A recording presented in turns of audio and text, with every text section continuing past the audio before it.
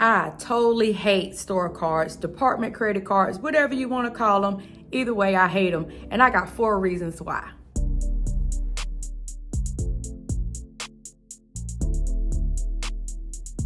Hi, and thank you again for tuning in to the channel. My name is Star Carter. If you're new to the channel, please consider liking and subscribing to today's video. We're going to talk about store cards and why I hate them. So on this channel, we talk about business, finance, credit cards, credit, everything that can help us get the bag, be more productive with our money, all that stuff, life, everything. So you'll get a little bit of everything on this channel. So I appreciate all the love and support so far. So again, in the title of the video, I hate store cards, and I got 4 reasons why, and I'm about to jump into it now. So my very first reason is, and this is probably the biggest reason that I hate store cards. Number 1, the interest rate on store cards are ridiculous. Like it's insane. If you have ever got a store card, it is probably the highest interest rated card in your wallet. Store cards usually are never under 20% APR. Never. I've seen some all the way up to 29%. And you can have excellent credit. You can have excellent credit. It's just they are store cards and they come with high interest rates. So if you carry a balance, look forward to the high interest rate that comes with that balance, okay? So number 2, I hate store cards because you can only use them in that store. See, it's not like a regular credit card where if you got the Visa or the MasterCard logo, you can use them anywhere, American Express. When you have the store card, the department credit card, you only can use it in that store.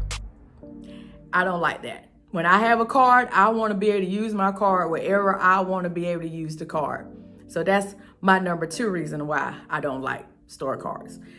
My number 3 reason is it forces you to overspend in those said stores.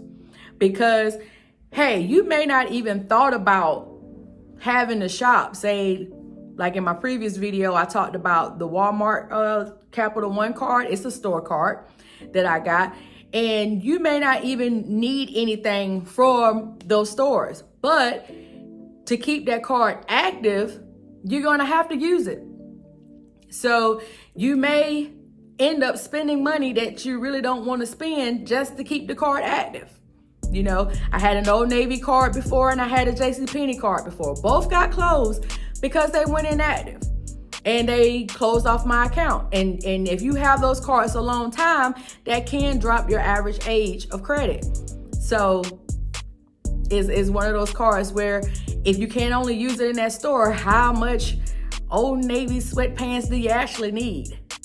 You know what I'm saying? So that's why I don't like it. It can have the potential to cause you to overspend or spend money that you wouldn't have normally spent just to use that card, because you can only use it there. All right. And number 4 to me would be the rewards. Usually the rewards on those cards are lackluster. I mean, they'll send you all kind of stuff in the email. Okay, you used the card today, we'll give you 10% off, 20% off, or whatever. That's how they get you when you got the card. When you was at the checkout.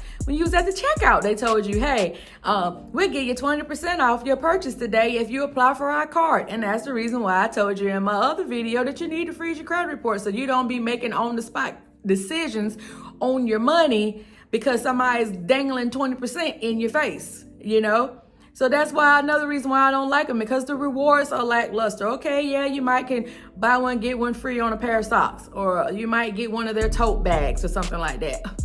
Like I said, lackluster rewards compared to a regular credit card. You got these regular credit card now that's coming in at 0% interest for 12 to 18 to 20 months, or you're getting reward miles, or you're getting reward points with some of these regular credit cards like Chase and American Express and even Capital One. So you're getting better rewards with some of the regular credit cards.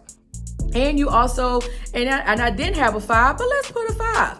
you get higher limits on regular cards that you will not get on a store card. On a store card, you may get over $1,000, just depending on what your credit is.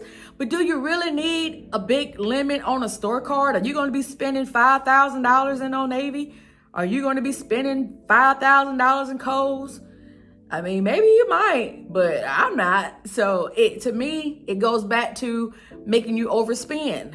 It's going to make you overspend. You got all that money, and if you're not conscious about how much you're spending, you may overspend in those stores because of that store card. I remember, man, I had them all one time. I had Cato's. I don't know if you ever heard of Cato's. I know it's a store here in the South.